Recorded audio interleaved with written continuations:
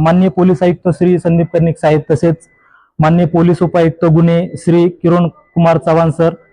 माननीय पोलीस उपायुक्त परिमंडळ एक श्रीमती मोनिका राऊत मॅडम, माननीय सपोआ सहाय्यक पोलीस आयुक्त गुन्हे श्री संदीप मिटके सर, तसेच सहाय्यक पोलीस आयुक्त पंचवटी विभाग श्री शेखर देशमुख सर आणि आडगाव पोलीस स्टेशनचे वरिष्ठ पोलीस निरीक्षक पीसे साहेब यांच्या मार्गदर्शनाखाली सदरचा गुन्हा उघड करण्यात आलेला आहे.